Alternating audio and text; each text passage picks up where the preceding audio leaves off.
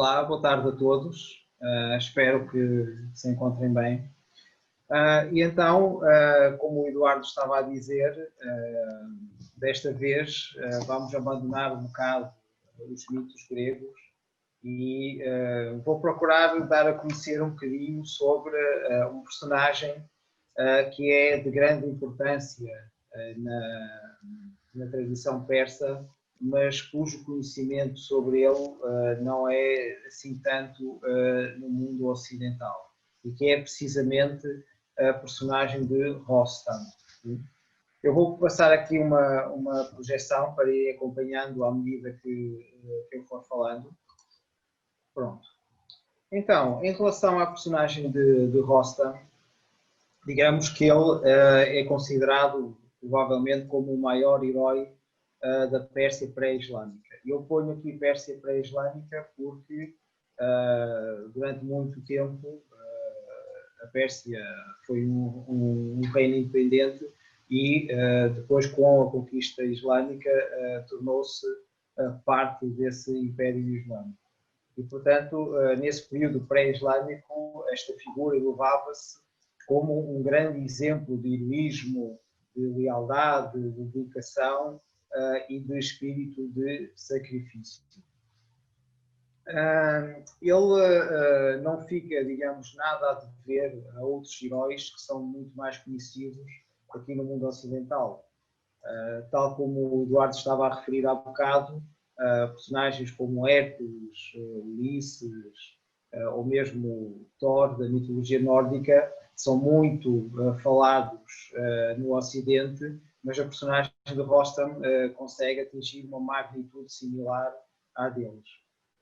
A sua vida foi uma vida muito longa, diz-se que ele viveu cerca de 500 anos, e foi uma vida muito pautada por inúmeros combates e desafios que iriam testar a sua inteligência, a sua resistência e mesmo a sua fortaleza.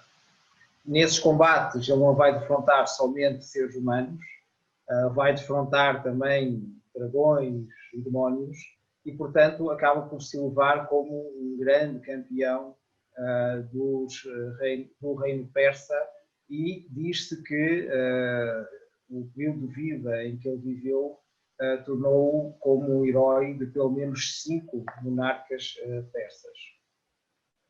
Por exemplo, na sua luta contra o dragão, ele vai apresentar similitudes com o famoso cavaleiro São Jorge, cujo mito é muito conhecido aqui no Ocidente também, em que esse santo vai combater um dragão e vai acabar por derrotá-lo.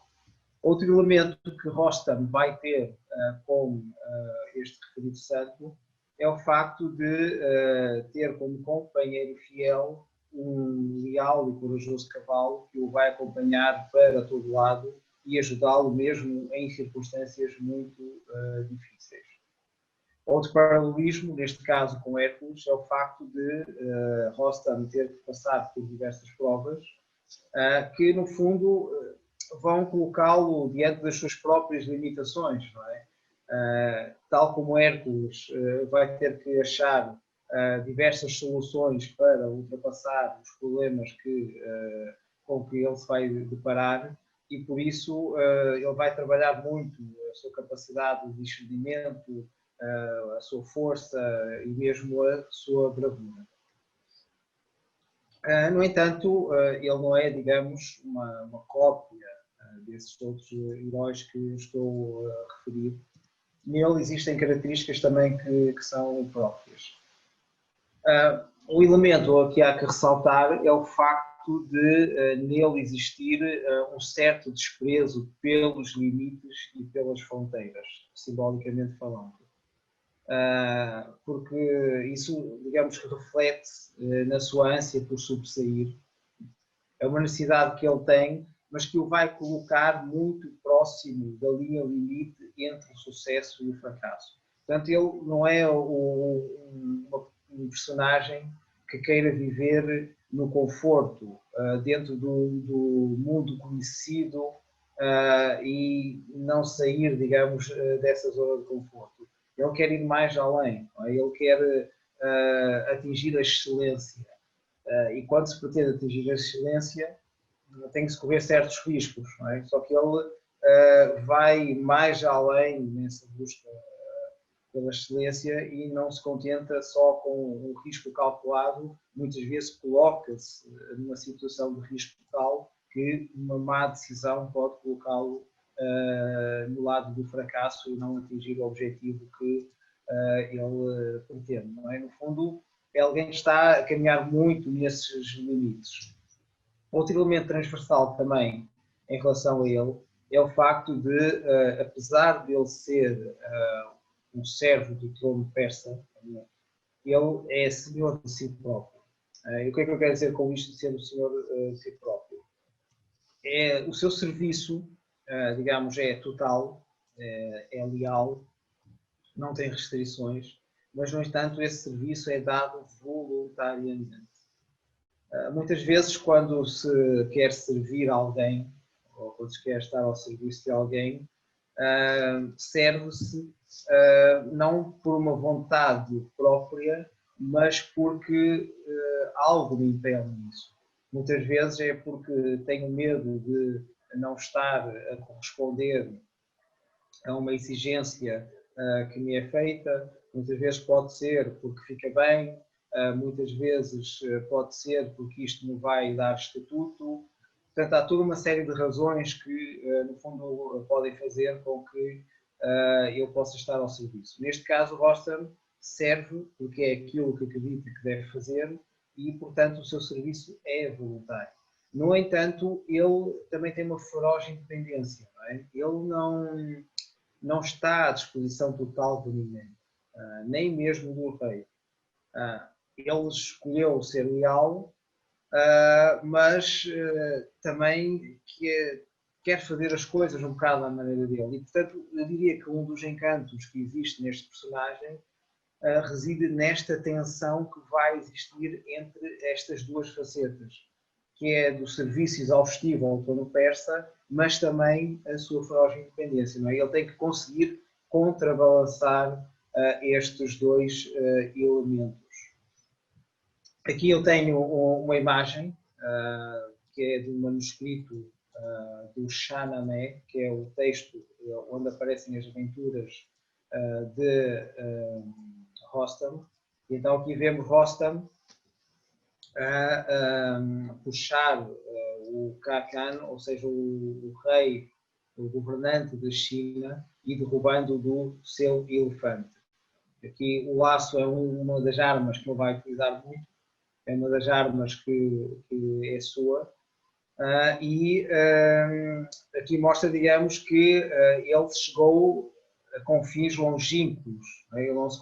As suas aventuras não se confinaram somente à Pérsia, ao território persa, propriamente dito, mas que também abrangeu territórios muito próximos do Oriente. Como eu disse, a história de Rostam vai aparecer num épico persa chamado Shahnameh, ou seja, o livro dos reis, e que é da autoria do poeta Abul Qasim Ferdowsi, que, diz-se, foi escrito entre 1977 e 1010. Portanto, foi um épico que demorou muito tempo a ser escrito, como podem ver, não é? Cerca de 40 anos, e, digamos, é uma obra que é de suma importância para a tradição e para a cultura persas.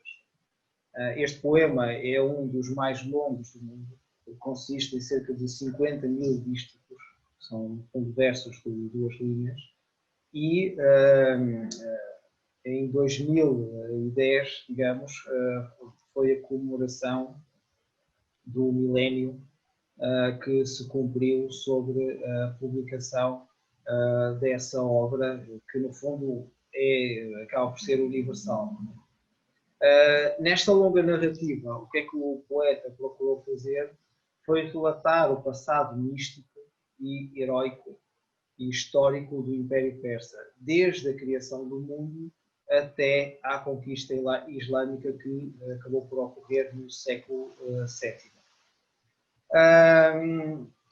Portanto, esta obra acaba por estar para o Irão como a Odisseia está para a Grécia, ou como o Mahabharata, um dos grandes tratados também da humanidade, está para a Índia. Os três, digamos, que são elementos identitários das suas respectivas culturas e, digamos que, para além disso, combinam o facto de serem elementos culturais de grande importância também para a própria humanidade. Este livro, digamos que foi escrito, como já puderam ver pelas datas, numa época em que a Pérsia já se encontrava sob o domínio islâmico, e, portanto, o que Ferdowsi procurou fazer foi preservar a mitologia e o legado pré-islâmico para as gerações de sua altura e para as futuras gerações, para que, no fundo, essa tradição, essa cultura persas não se perdessem no meio da nova cultura, no fundo, que estava a reinar e a governar em território persa. Então, ele conseguiu, digamos, que esse objetivo, porque ainda hoje se fala muito no Shahnameh, no Irão, ainda hoje as pessoas vão ao túmulo de Abul Nasser Ferdowsi, ainda hoje, muitas vezes, em momentos de alguma dificuldade, muitas pessoas procuram no Shahnameh um pouco do conforto e da busca de identidade em relação a essa identidade, digamos, propriamente persa. E, portanto, é dentro deste contexto que emerge, então, a figura heroica de Rostam, como modelo e uma heroicidade à maneira persa. Tem aqui uma outra figura, onde podemos ver Rostam a lutar contra Isfandiar, um outro personagem que vai aparecer no Shahnameh, e aqui, neste confronto, Rostam vai atingir Isfandiar com uma seta de dupla ponta. Aqui nós podemos ver Isfandiar tentar retirar essa flecha de dupla ponta que atingiu os olhos e a procurar arrancar, e Rostam, digamos, decidido a enfrentar Isfandiar e a procurar neutralizá-lo. Bom, antes de partir para as provas propriamente ditas, gostaria de falar um bocadinho sobre os antecedentes e sobre o nascimento do próprio herói de Rostam. Ele é filho de um outro herói persa chamado Zal e de uma princesa de Cabul, que se situa no atual Afeganistão, chamada Rudabeh. E a sua ascendência não deixa de ser curiosa e que, no fundo, coloca ou salienta esse elemento que eu falei no início, da ligação de Rostam com as fronteiras e com os limites. Neste caso, porque o seu pai é persa, não é? E a sua mãe é estrangeira. O seu pai, Zal, não teve um início de vida que fosse muito fácil, já que quando ele nasceu foi abandonado pelo seu progenitor numa encosta de montanha para morrer. E isto porquê? Porque ele nasceu com o cabelo branco e a pele sarapintada. E estes elementos eram elementos identificativos de algo demoníaco. Porque o próprio demónio branco, que vai ser um demónio que Rostam irá enfrentar mais tarde nos seus desafios, também tinha as mesmas características, ou seja, tinha cabelo branco e tinha a pele sarapintada.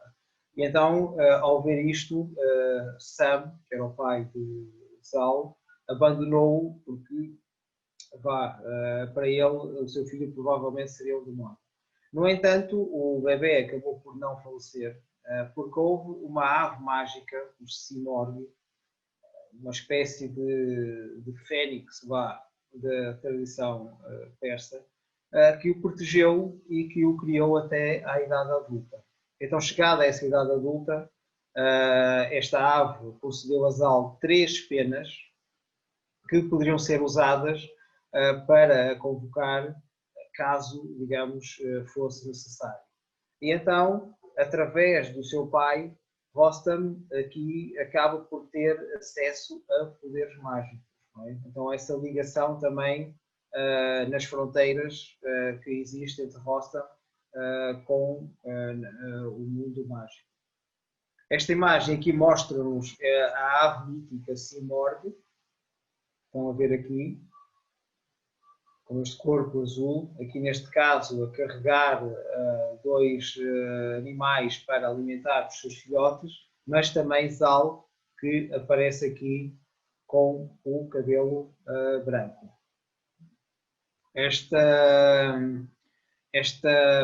Esta imagem faz parte de uma imagem maior chamada Zal é avistado por uma caravana e que é uma página do Shahnameh, do Shah Tasmap, ou seja, Shah é o governante da Pérsia, e que foi alguém que fez o Shahnameh ou mandou produzir um Shahnameh durante o seu reinado. E então aqui mostra o momento em que Zal é avistado por uma caravana de comerciantes que estava de passagem, e quando esta notícia de um rapaz com cabelo branco, pele ser pintada,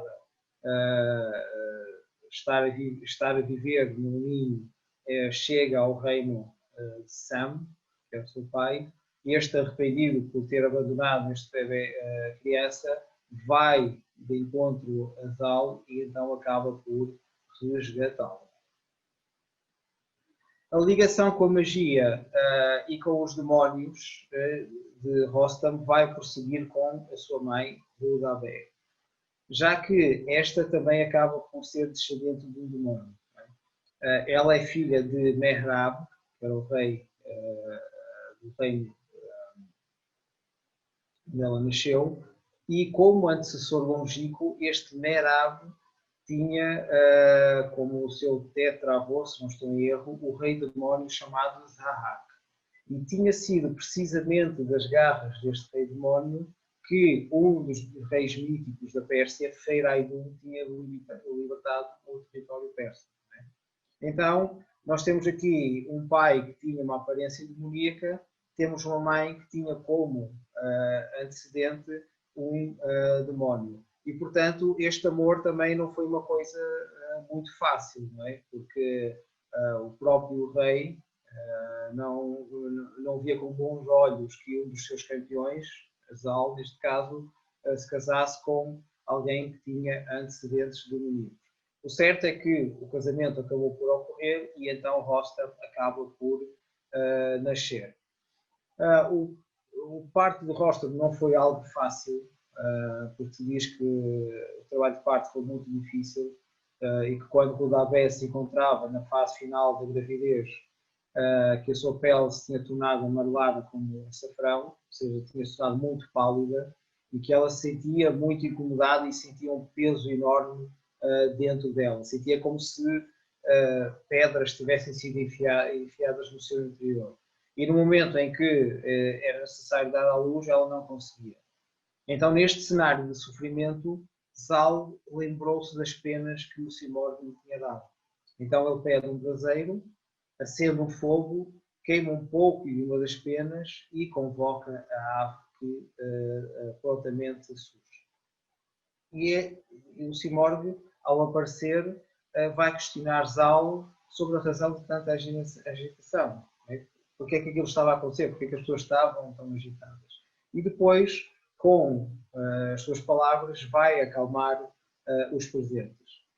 Ele diz que uma criatura ávida por fama irá nascer e que ela dominará todas as bestas da terra e do ar, irá causar terror no dragão no seu covil, que tal voz, quando se fizer ouvir, irá fazer com que o leopardo roa as suas unhas ou as suas inflexíveis garras em terror, que esta cria será selvagem no campo da batalha e que, quando a sua voz soar, irá fazer tremer os endurecidos corações dos guerreiros de ferro.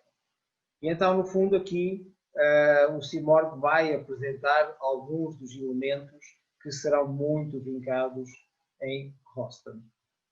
Mas antes disso, tenho aqui uma outra imagem de uma outra página do Shahnameh. Neste caso, é um Shahnameh do período pré-Mughal, ou seja, pré-dinastia Mughal da Índia, e que mostra Rostam, que aparece aqui deste lado esquerdo, a atacar um outro herói, neste caso o herói do Turan, chamado Alcus.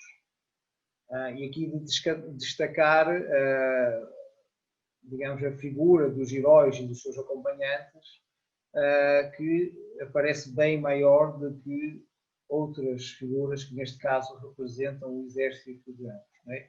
É como se quisessem destacar, digamos, a importância destes heróis, dos seus acompanhantes, em relação a tudo o resto. Então, quais são os elementos que acabam por ser referidos por Sidney? Primeiro, quando faz referência à cria, que no fundo procura a fama, nós está-se a fazer referência à incessante busca pela fama e pela excelência propriamente dita. E aqui nós podemos encontrar, se calhar, um paralelismo com aquilo que aconteceu na mitologia grega relacionada com Aquiles. Quando este tinha 9 anos, uma profetisa disse a ele que ele um dia teria que escolher entre uma vida longa, mas sem glória, ou uma vida curta, mas com glória.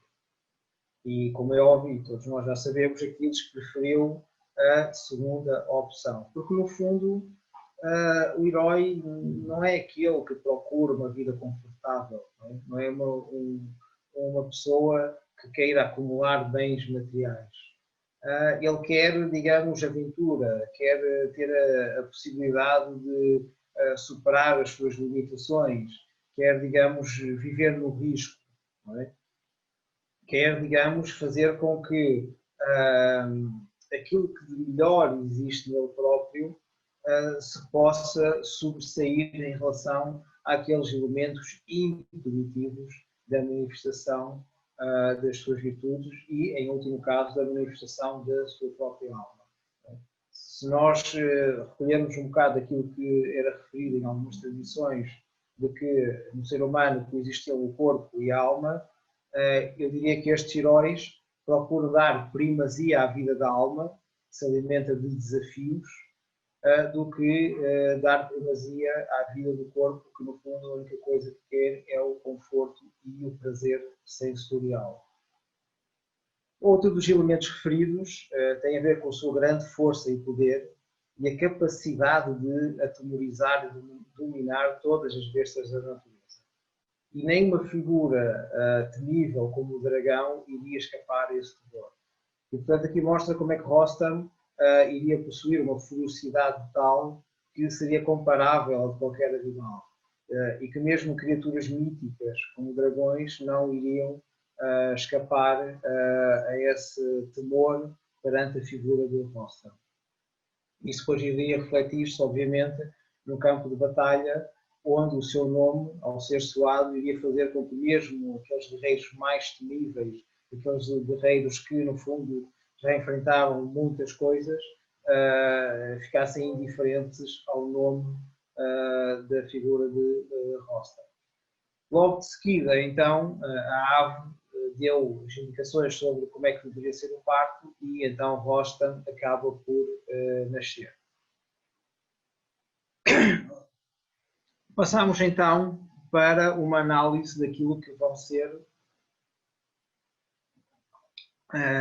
as 7 provas. Aqui tem uma imagem que mostra precisamente uma das 7 provas, que é a última, em que Rostam enfrenta o dragão, o demónio branco. Aqui aparece um dos elementos que está muito relacionado com Rostam, não é? E neste caso é a sua massa, que aparece aqui, é um símbolo de força e que podemos encontrar o paralelismo com a figura de Hércules, que também transportava uma massa, símbolo então dessa força. Então neste momento vemos Rostam agarrar o demónio branco pela cabeça e preparar-se para cravar a sua adaga nele. Esta é uma miniatura de um mestre persa chamado Ali Karim, que produziu esta gravura. Então, Rostam então cresceu, mas antes de iniciar as suas 7 provas, ele teve que conseguir algo que seria importante e que era uma montaria, ou seja, um cavalo que fosse adequado para aquilo que ele necessitava. Até porque Rostam, segundo se conta, era forte, era pesado e, portanto, não era qualquer cavalo que conseguia suportá-lo, e então ele encontrou isso em Raques, que era um belo cavalo com um corpo firme, musculado e que certamente tinha as capacidades para conseguir levar Rostam para onde quisesse. Era um cavalo tão bonito que várias pessoas, vários nobres tinham querido ficar com ele. O que é que acontece é que a égua de sua mãe não permitia que as pessoas se aproximassem da sua cria para conseguir laçá-lo. Sempre que alguém procurava chegar até Raques, a égua atacava furiosamente e as pessoas acabavam por desistir.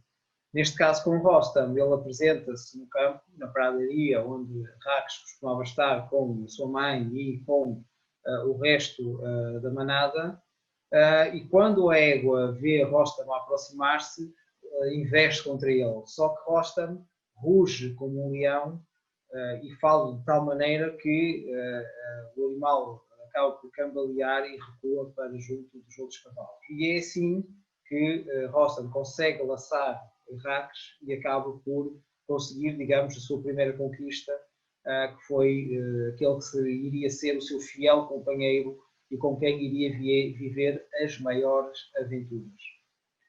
E aqui queria analisar então esta simbologia entre cavalo e cavaleiro, porque no fundo os dois representam as duas facetas do ser humano.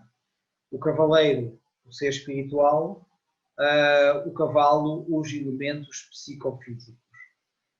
Muitas tradições na antiguidade referiam que o ser humano era composto por 3 dimensões.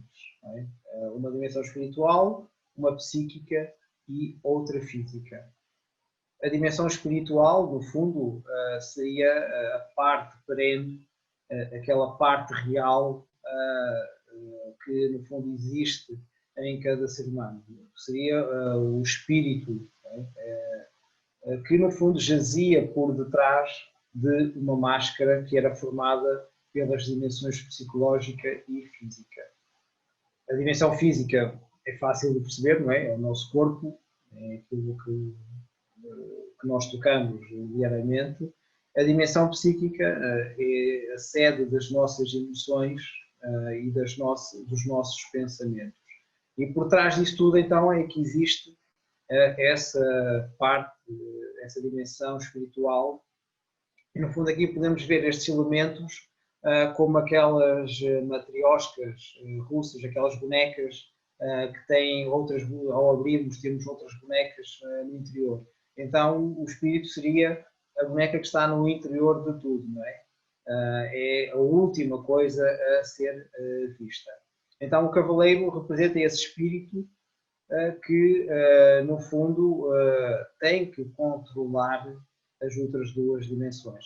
Porque é verdade que o espírito não se pode manifestar se não existir um corpo físico e se não existir um mundo psíquico capazes de o acolher, não é? Porque não existia a possibilidade desse espírito interagir no mundo material. No entanto, não deve ser o corpo físico nem as suas necessidades, nem o mundo psicológico e as suas necessidades a dirigir a vida do ser humano. Porquê? Porque, no fundo, quer a parte física, quer a dimensão psicológica, têm elementos de cariz egoísta, de cariz muito impulsivo e, portanto, não devem ser esses elementos a guiar o ser humano. O espírito, sim, tem elementos relacionados com o sentido de dever, com o sacrifício, com a entrega, com a ação, com a vivência das virtudes. É? Todos esses elementos que, no fundo, criam união e trazem harmonia ao ser humano. E, portanto, neste caso, Rostam e Raques devem enfrentar as 7 provas em conjunto, mas cada um sabendo o papel que lhe cabe. cabe ao cavaleiro conduzir e não ao cavalo, e ao cavalo cabe obedecer àquilo que o seu amo quer. Outro elemento também que Rostam irá levar consigo, para além do laço, que, como eu disse, é uma das armas que ele vai utilizar, e da massa também que vai levar, é uma pele de tigre. Aqui também uma similitude com o personagem de Hércules, que na mitologia grega leva sobre si, leva sobre os seus ombros a pele de leão. Aqui neste caso ele leva a pele de um tigre, e aqui o tigre não será tanto um elemento relacionado com a força, mas sim um elemento relacionado com a astúcia e a paciência.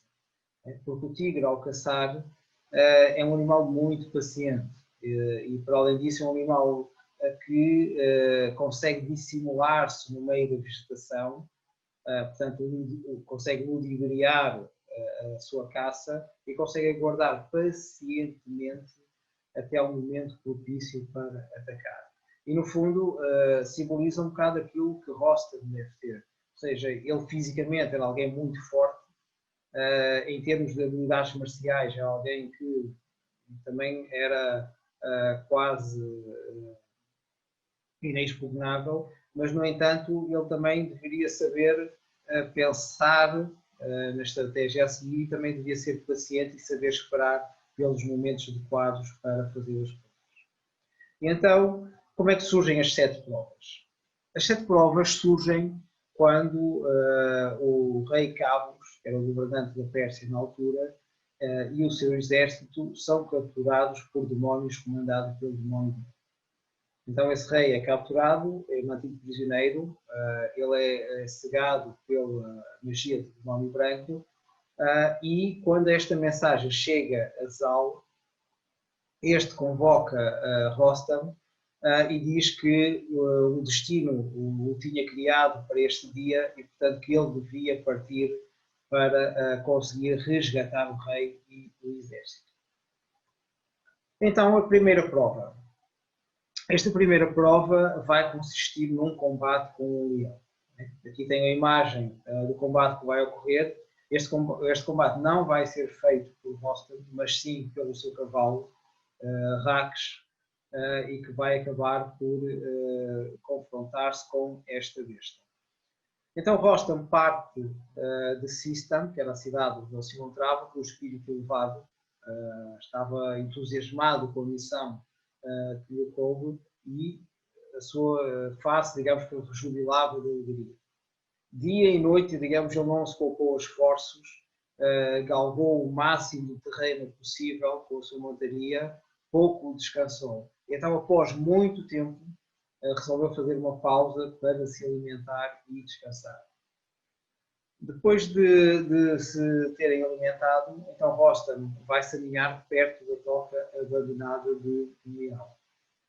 Então, já pela noite dentro, esse animal aproxima-se da sua toca e então apercebe-se de que há um humano lá.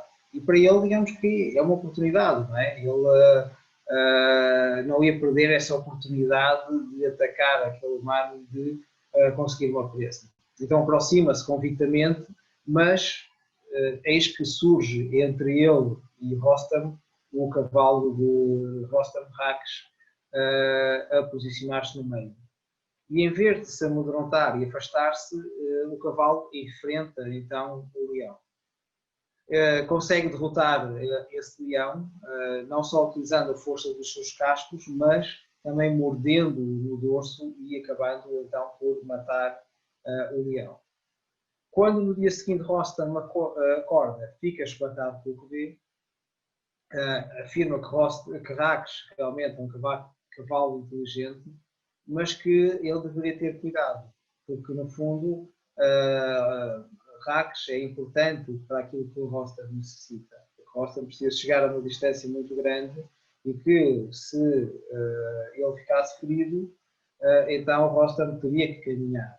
E isso iria fazer com que a missão demorasse muito mais tempo. Então ele pede ao cavalo que, numa próxima oportunidade, ele acordasse para que fosse Rostam a enfrentar a situação e não o cavalo. O que é que nós podemos ver aqui? Que esta primeira prova não é ultrapassada pelo ator principal, o cavaleiro, mas pelo animal. E aqui nós podemos ver o símbolo do instinto. Ou seja, o cavalo simboliza um instinto que está sempre desperto, está sempre atento, não é? Que está sempre a procurar salvaguardar a sobrevivência do ser humano. O cavaleiro aqui adormecido ainda é o símbolo da consciência espiritual que ainda não está totalmente desperta, ainda não está totalmente atenta a todos os pormenores em seu redor. Ela ainda não tem a percepção total dos perigos que tem de suplantar, nem de quando é que eles irão surgir. Então, esta primeira prova acaba por mostrar a força que a sobrevivência tem, a força que, no fundo, a parte psicofísica do ser humano tem em querer sobreviver. Até porque o leão, simbolicamente, está associado à força e ao poder. Então, aqui, se calhar, eu diria que podemos ver duas facetas. Não só essa forte capacidade que a parte psicofísica tem para sobreviver, mas também a força necessária que a parte psicofísica vai ter que ter para acompanhar as provas e para acompanhar aquele despertar que o espírito vai tendo ao longo das provas e que vai ser demonstrado cada vez mais. Não é? Portanto, em determinado momento, posso dizer que esses fatores instintivos e esses fatores emocionais são importantes para impulsionar o ser humano. Então, esta primeira prova está relacionada com força. A segunda prova é quando Rostam encontra uma nascente de água. Aqui nesta imagem vemos o momento em que ele entra na água dessa nascente e aqui aparece um carneiro que é aquele que o vai guiar a essa nascente de água. Como é que chegamos a esta situação? Isto surge na sequência do percurso seguinte que Rostam fez, e que era um percurso um bocado incerto, mas que se afigurava um percurso árduo sob um cenário seco e com muito calor. Então, após muito andar, tanto cavalo como cavaleiro viram-se afligidos pela sede e pelo calor, a tal ponto que Rostam tem que desmontar do cavalo e dirige então umas palavras a Deus, dizendo: Justo Senhor, trazes fim a todas as dores e dificuldades, mas se as minhas dores te são aprazíveis, o meu tesouro será acumulado no outro mundo. Eu viajo na esperança de que Deus tenha misericórdia do rei Cavos e que eu seja capaz de libertar os persas das garras dos demónios de acordo com a vontade de Deus. Eles são pecadores e foram abandonados por ti, mas eles adoram-te e são os teus escravos. Então, após proferir estas palavras, ele acaba por desfalecer, acaba por cair. Mas, antes de desmaiar, ele acaba por ver um carneiro surgir à sua frente. E então, pensando ser um sinal de Deus, reúne todas as suas forças e segue aquele carneiro para onde ele se estava a dirigir. E depois de andar um pouco, o animal para perto de uma nascente e então, aliviado, Rostam agradece a Deus e diz que quem se afastar do Deus único não tem sabedoria nele. Porque quando as dificuldades nos apertam, ele é a única fonte de ajuda. Então, o que é que acontece nesta prova? Aqui podemos ver um simbolismo interessante que está relacionado com o simbolismo que também aparece no Egito, que é o facto do carneiro estar associado com o curso de água, ou haver uma associação entre carneiro e água. Porque no Egito Antigo havia a personagem do Deus comum, que era representado com cabeça de carneiro, e que era aquele que regulava o nível das águas do Nilo. E como sabem, o Nilo era de suma importância para os egípcios, porque era ele que depositava o lodo fértil que permitia o cultivo em terras egípcias. Dizia-se na tradição egípcia que era o pé do querumbe que tapava ou destapava o curso da água perto da nascente e que, portanto, era o regulador desse fluxo. Aliás, numa estela que aparece no período ptolomaico, surge uma história de como é que este deus aparece num sonho ao faraó Djoser e que este deus lhe diz que deve continuar a honrá-lo convenientemente. É? No fundo, mostra que muita coisa não depende do ser humano, é? Que muita coisa depende de outros poderes, por assim dizer, que escapam ao controle do ser humano. E aqui, nesta prova, Rostam tem não só noção disso, que há coisas que fogem ao seu controle e que, portanto, eu tenho que ser humilde e saber aceitar a situação e, de certo modo, confiar em algo superior a ele, neste caso ao divino, mas também acaba por ter a noção de que a sua missão não diz respeito só a ele próprio. Não é? Ele pede para que lhe sejam concedidas forças porque ele tem que salvar os outros, tem que salvar o rei, tem que salvar aqueles seus colegas guerreiros que estão prisioneiros de uma força maligna e que ele quer salvar com todas as suas forças, não é? E ele pede ajuda ao divino para conseguir essas forças. Então aqui nós vemos uma prova de devoção. Depois temos a terceira prova, que é quando ele combate o dragão. E aqui temos uma miniatura de um artista iraniano chamado Mahmoud Farshian, em que mostra então Rostam e Raksh a enfrentarem conjuntamente este poderoso dragão. E esta prova surge como? Depois de ter perseguido a viagem após ter bebido a água, se ter refrescado, Rostam adormece e adormece perto de um sítio onde um dragão costumava passar. É? E este enorme dragão, que no Shahnameh se diz que nenhum elefante tinha escapado, acaba por surgir na planície. Era uma besta tão temível que se diz que nem mesmo os demónios se atreviam a cruzar o seu caminho. E quando o Raksh se percebe da aproximação de tal figura, corre imediatamente por perto do Rostam para o acordar. Que tinha sido isso que o Rostam tinha dito quando do confronto com o leão. A próxima vez que o cavalo o acordasse para não correr o risco de ser ferido. Só que quando o Rostam acorda, ele olha na escuridão e não vê nada. Ele olha e acaba por não vislumbrar nenhuma ameaça. O dragão, digamos, tinha a capacidade de se ocultar nas trevas. E então Rostam acaba por repreender o cavalo por tê-lo acordado em vão e então acaba por voltar a adormecer. Quando o dragão sente que Rostam adormece, então emerge novamente da escuridão, pronto a atacar o cavaleiro adormecido. Sem hesitar, Raksh volta a acordar novamente o herói. Este acorda novamente e acorda de uma forma rápida, alerta, e a única coisa que vai vislumbrar novamente é a escuridão. E irritado, repreende o seu cavalo e ameaça cortar-lhe as patas caso ele acorde novamente em vão. E então volta a adormecer. Aqui tem uma figura em que mostra então o Rostam e também Raksh enfrentar o dragão, esta enorme figura do dragão.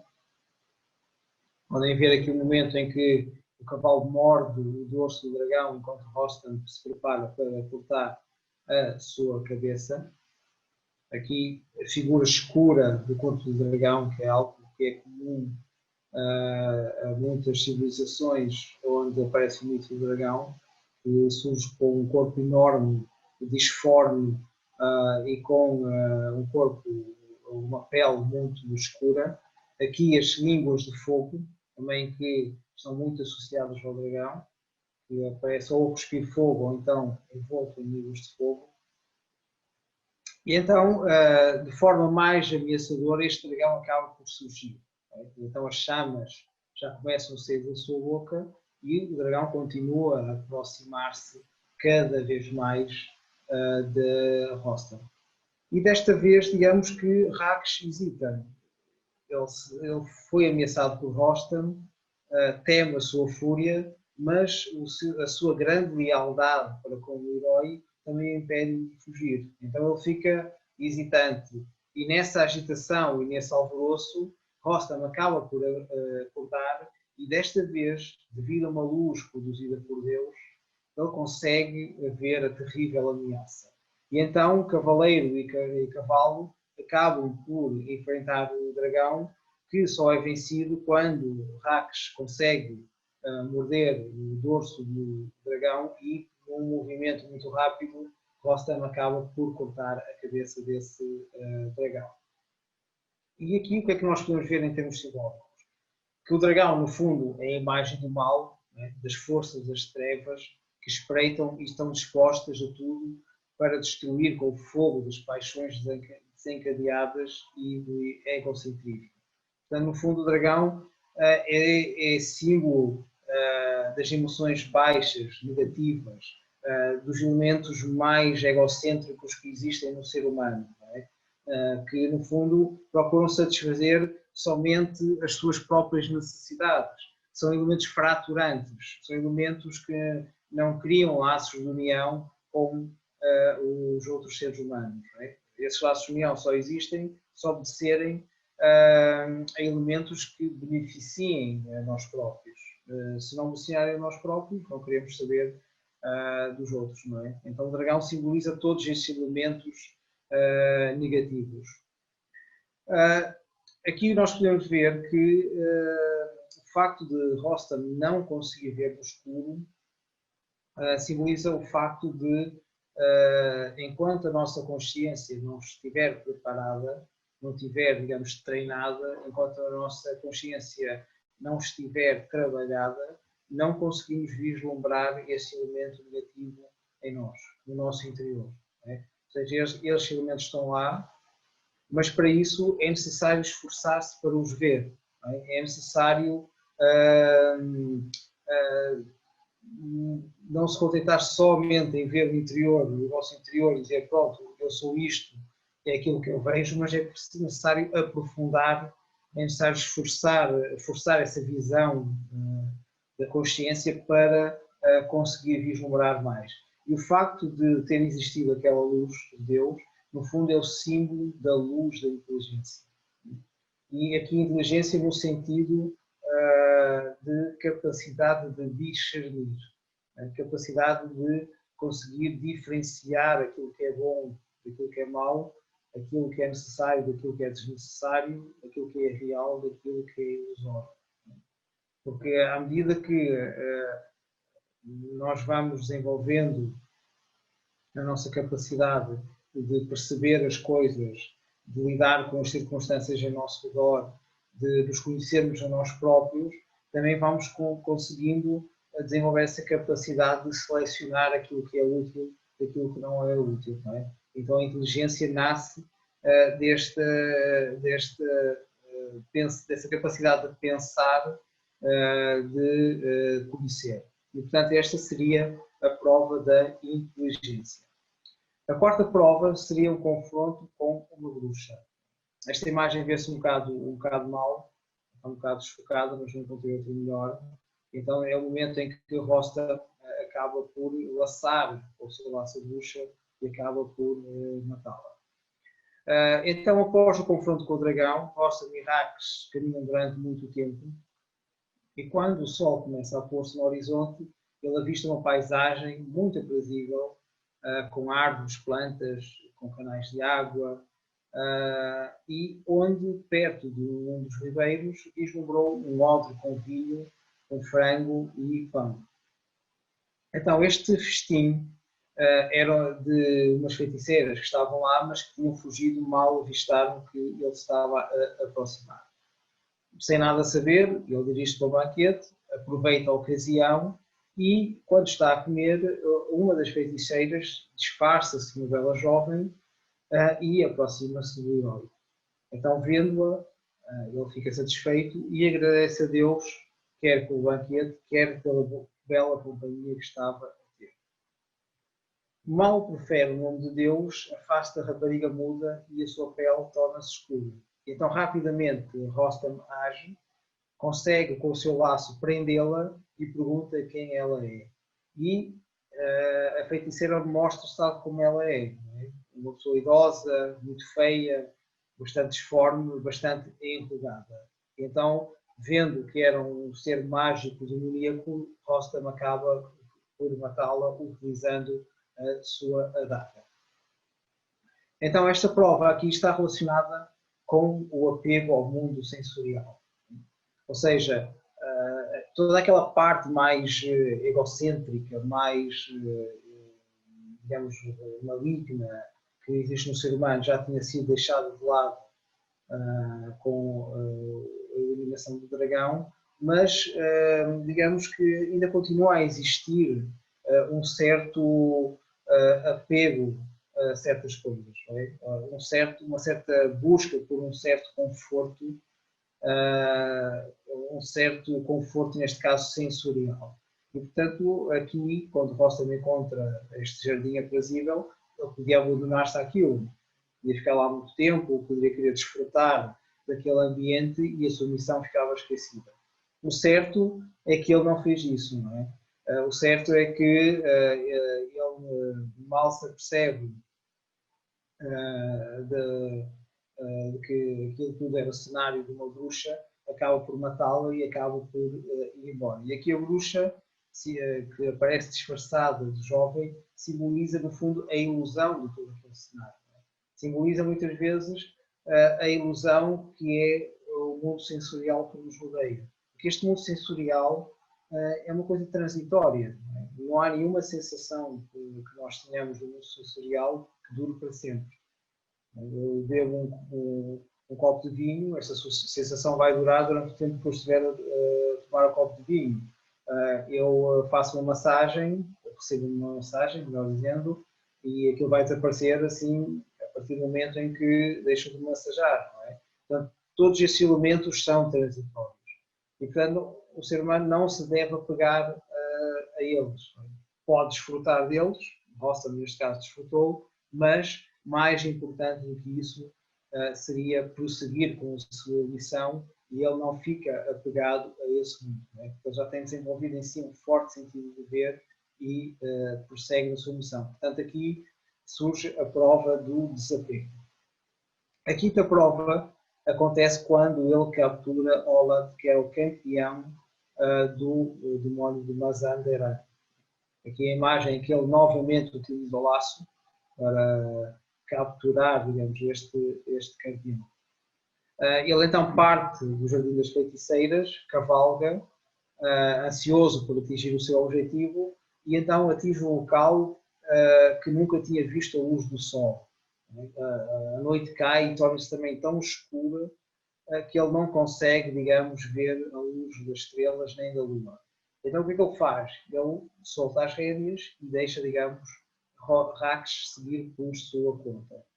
Então aqui mostra, digamos, a transição já de um local de luz, o mundo conhecido, para um mundo desconhecido em que ele próprio não consegue ver para onde é que está a dirigir-se. Do outro lado, então, conduzido por Raksh, vai emergir na luz, onde aparece um cenário muito verdejante, um campo vasto de trigo que digamos, atingia um sítio onde o olhar dele nem sequer conseguia alcançar. Era como se o mundo tivesse totalmente rejuvenescido. Então ele aproveita para repousar um bocado, mas no entanto o que é que acontece é que um servo do campeão de Mazanderan aparece e importuna-o de uma forma insolente. Então o que é que acontece? Rostam vai feri-lo, este servo vai fazer queixa a Olad e depois Rostam acaba por ter que enfrentar Olad e acaba por derrotá-lo. E aqui ele aproveita o facto de ter conseguido capturar um dos campeões do demónio branco para recolher informação. Ele consegue obrigar Ola a descrever percursos, a descrever as dificuldades, que ameaças é que teria que enfrentar, e então Ola acede a isso e acaba por descrever tudo isso que Rostam necessitava. E então aqui nós podemos ver como é que Rostam percebe que, apesar da sua força e apesar da sua coragem, ele também tem que ter uma outra maneira de abordar as coisas. Não é? Já no início eu tinha dito que ele não deveria confiar só na sua força e só na sua coragem. Não é? Também tinha que saber pensar, também tinha que saber estabelecer uma estratégia e também tinha que saber recolher elementos que o ajudassem nisso. Porque muitas vezes, para se conseguir atingir determinados objetivos, temos que conhecer, ter elementos que nos permitam identificar as dificuldades e como ultrapassá-las. E no caso do ser humano, para enfrentarmos os nossos defeitos, temos que conhecer a natureza desses próprios defeitos, qual é a sua origem e qual é a sua força. Não é? E com esses elementos recolhidos, então sim conseguiremos traçar uma estratégia para os enfrentar. Então aqui nós podemos ver uma prova de conhecimento. A sexta prova será o combate com Arzang, que é este demónio azul que aparece aqui, que também era um dos demónios e generais do demónio branco.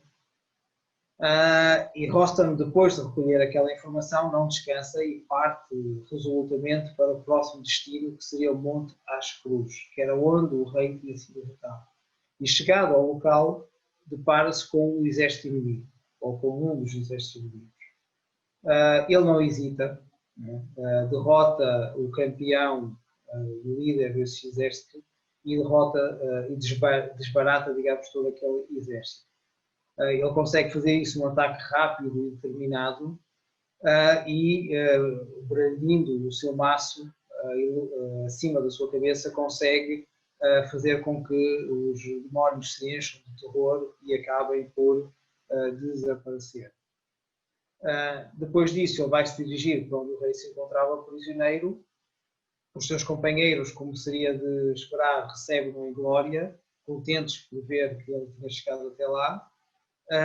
No entanto, o rei Cavos avisa Rostam de que agora ele vai estar em muito grande perigo, pois o facto de ter morto o principal campeão do demónio branco iria fazer com que ele fosse alvo da fúria desse próprio demónio branco. Então ele informa que Rostam terá que ultrapassar 7 montanhas e que será no final dessas montanhas que encontrará uma caverna horripilante e que está protegida por demónios, que é onde se encontra o demónio branco propriamente dito. Então, nesta prova, Rostam mostra que, depois de tudo aquilo que ele passou, a sua convicção mantém-se, a sua determinação não esmoreceu nada. Apesar de ter passado muito tempo, apesar de ter enfrentado muitas adversidades, a sua convicção mantém-se. Porque muitas vezes, ao longo do tempo, surge um desgaste, não é? O facto de por exemplo, estarmos a procurar constantemente ter atenção em relação aos nossos defeitos, a procurar conhecer-nos melhor para os eliminar ou fazer com que eles não tenham tanta influência, pode fazer com que aquele entusiasmo inicial possa esmorecer. Ele aqui, neste caso, não acontece. Não é? Ele convictamente enfrenta este desafio e o seu entusiasmo permanece, ele quer atingir o final. Chegamos então à última prova, a sétima, onde Rostam enfrenta o demónio branco, né? A grande ameaça. Aqui representado num azulejo, em que nós podemos ver então como é que esse demónio está a ser derrotado por Rostam. Ele avança resolutamente e com a sua mente focada no derradeiro combate. Então atinge o início das 7 montanhas com a sua horda de demónios e ele, como tinha levado ao lado consigo, este diz ao herói que quando o sol nasce e começa a aquecer a terra, os demónios adormecem e que essa seria a oportunidade ideal para Rostam os eliminar. Então Rostam, em vez de avançar como na prova anterior, aguarda pacientemente o momento em que o sol se elevaria no horizonte. Não é? E quando isso ocorre, então monta em Raques, seu cavalo, retira a sua espada e, com um grito feroz, avança para o local onde os demónios se encontravam e acaba por eliminá-los. E então, a partir daí, vai em busca do demónio branco, tendo o seu coração preenchido com medo e esperança. E realmente ele tinha razões para tal, não é? Porque este demónio era o rei de todos os demónios e, para além da sua enorme força física, também era versado em feitiçaria e necrománcia. Então eles chegam ao local, que era uma caverna escura, e é Rostam que entra nela. No início não conseguia vislumbrar o que é que estava lá dentro, mas com algum esforço consegue aperceber-se que é um enorme volume escuro, com cabelo branco, como a neve, e que está lá. Ele encontrava-se a dormir, ele consegue aperceber-se por causa da sua respiração, e mal se apercebe, digamos, de algo, o demónio branco então acorda, desperta do seu sono e ataca Rostam. Rostam, pela primeira vez, sente medo. E na sua mente, digamos, surgiu o pensamento que talvez ele não conseguisse escapar com vida desta situação.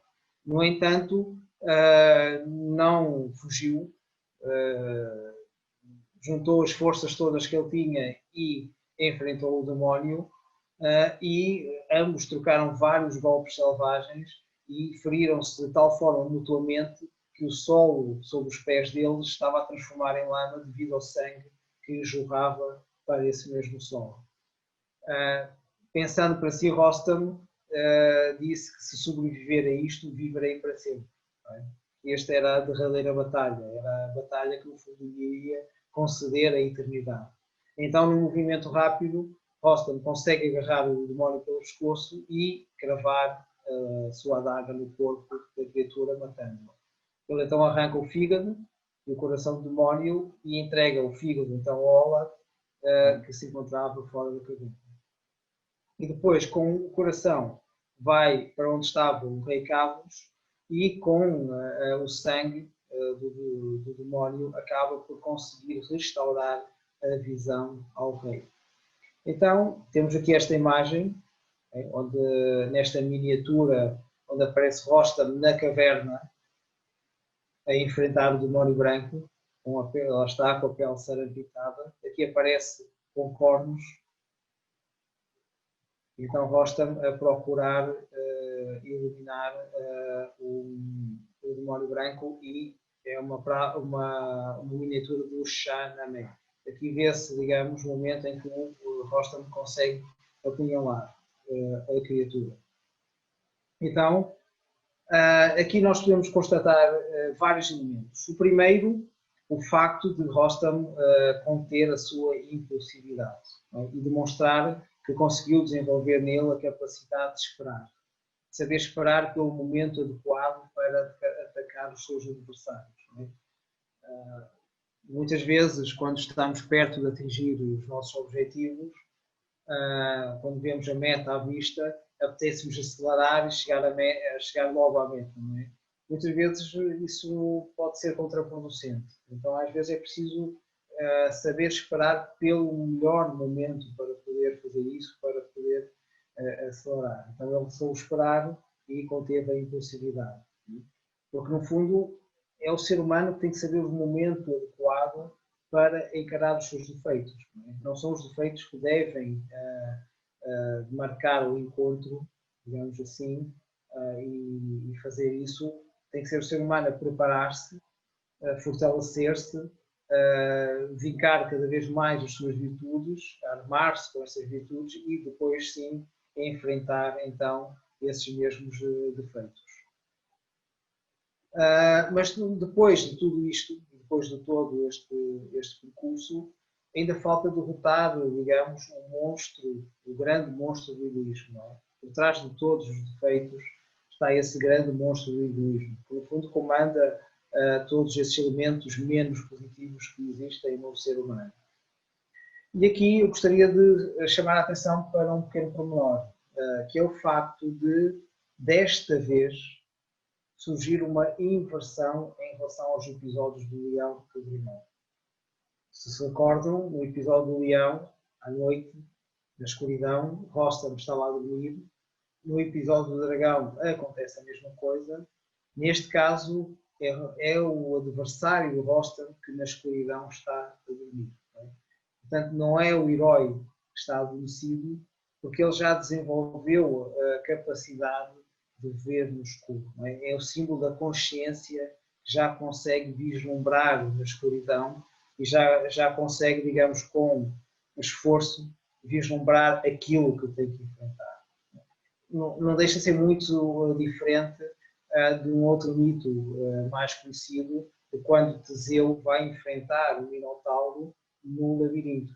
Ele percorre aquele labirinto e vai para o centro desse labirinto para conseguir enfrentar o Minotauro. E tanto uma história, ou tanto um mito como o outro, no fundo, representam o mesmo. Para enfrentar, digamos, o grande adversário que existe, o ser humano tem que ir ao mais profundo de si próprio. Tem que ir àquele sítio que muitas vezes não quer ir, quer seja devido ao esforço necessário para chegar lá, quer seja por ter medo de encontrar aquilo que existe lá.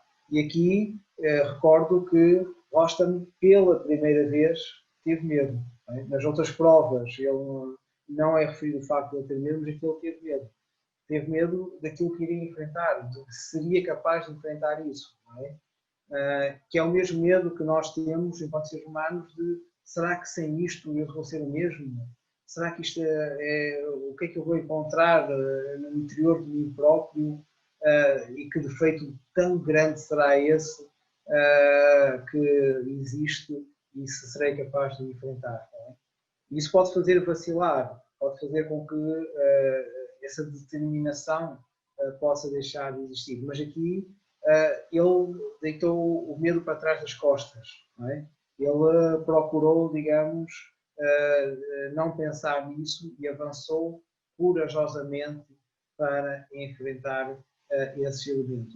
E aqui, outro elemento importante é que o cavalo já não participou da batalha. Desta vez, foi só Rostam que enfrentou o demónio, o adversário, na sua torre. O que mostra que, à medida que as provas foram sendo ultrapassadas, o cavaleiro foi ganhando cada vez mais preponderância. O cavalo só foi necessário como meio de transporte. E, portanto, é o símbolo do espírito que, no fundo, vai ganhando cada vez mais força, vai se tornando cada vez mais luminoso e que, no fundo, é ele que deve governar as decisões que são tomadas na vida humana, não é? E não propriamente a parte física ou o elemento psicológico. Porque, como eu disse, estes elementos são elementos que estão tingidos de egoísmo, estão tingidos de emoções negativas. O espírito é a base de todos os elementos positivos. Não é? Então, convictamente, Rostam conseguiu derrotar o demónio branco e então esta seria a prova da coragem. Não é? E então, no fundo, para concluir, ele depois enfrentou muitos outros desafios, muitas outras provas, uma das quais foi enfrentar o seu próprio filho sem o saber e acabou por matá-lo em combate, até, digamos, ser assassinado pelo seu próprio irmão, meio-irmão, digamos, e tanto ele como o seu cavalo foram mortos e acaba então a história de Rostam. E, no fundo, a sua história ilustra algo que é comum no percurso da humanidade, que é a da luta do bem contra o mal. Não é? Face às maiores adversidades, Rostam demonstra as qualidades que são próprias de um herói, de um cavaleiro, ou seja, a coragem, a determinação, o entusiasmo, a disciplina, a entrega, espírito de sacrifício, a identidade, não é? O saber o que é que se é. E ele, digamos que não renega nenhuma destas virtudes. E mesmo quando enfrentou o demónio branco e, digamos, o medo surgiu nele, preferiu avançar do que ceder.